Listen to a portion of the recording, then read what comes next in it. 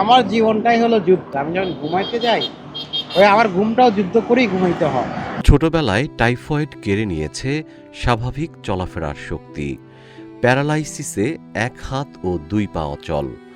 তার উপর ১৫ বছর আগে বাবা নামক বটবৃক্ষ হারিয়ে পরিবারের বড় সন্তান হিসেবে কাঁধে চেপেছে মা ও ছোট ভাইয়ের দায়িত্ব। অনেকেই ভেবেছিলেন ঠিকমতো চলাফেরা করতে না পারা আরমান এই কঠিন পৃথিবীতে কিভাবে টিকে থাকবে। শারীরিক সীমাবদ্ধতার কারণে কেউ কেউ তাকে ভিক্ষা করার পরামর্শও দিয়েছেন, কিন্তু প্রবল আত্মসম্মানবোধের কারণে সেই পথ তিনি কখনোই বেছে নেননি। বরং সচল থাকা এক হাত আর হুইল চেয়ারের সাহায্যেই তিনি সংসারের হাল ধরেছেন। প্রতিদিন সংগ্রাম করে নিজের পরিবারকে আগলে রাখছেন। জীবন অবাক না করলে কে করবে? 28% মিল্ক ফ্যাটের অবাক করার সাথে ফ্রেশ মিল্ক পাউডার। জীবন অবাক করুক প্রতিদিন। হুইলচেয়ারে বসেই রাস্তায় ঘুরে ঘুরে বিভিন্ন পণ্য বিক্রি করেন আরমান। এই সামান্য আয়ে নিজের চিকিৎসা, সংসারের দৈনন্দিন খরচ এবং অসুস্থ মায়ের ওষুধের ব্যয় মেটাতে গিয়ে প্রতিদিনই কঠিন বাস্তবতার সঙ্গে লড়াই করতে হচ্ছে তাকে। আরমানকে বহন করতে গিয়ে তার মায়ের কোমরের হাড়ও ভেঙে গেছে। ফলে মায়ের উন্নত চিকিৎসার দায়িত্ব এখন এই তরুণের কাঁধে।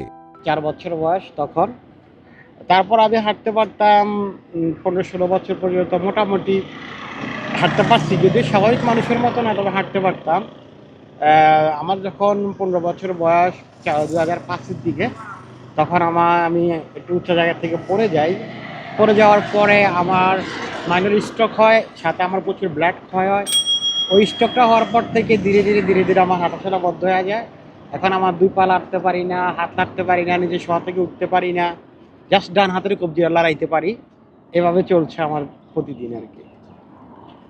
বাসায় কে কে আছে? আমার বাসায় আমি আছি, মা আছে, ছোট ভাই আছে।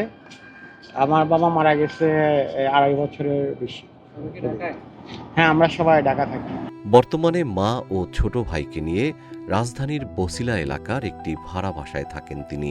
তীব্র শারীরিক যন্ত্রণা ও প্রতিবন্ধকতা উপেক্ষা করে প্রতিদিন হুইলচেয়ার চালিয়ে বছিলা থেকে জিয়া উদ্যান এলাকায় আসেন আরমান।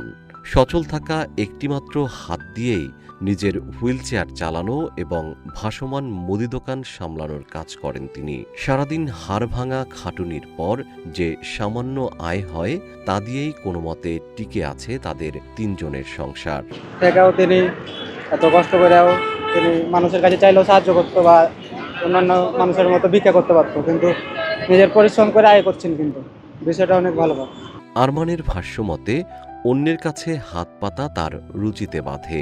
তিনি বিশ্বাস করেন নিজের উপার্জনে সংসার চালানোর এই সংগ্রাম দেখে সমাজের আরও ১০ জন শারীরিক প্রতিবন্ধী মানুষ কর্মমুখী হতে অনুপ্রাণিত হবে।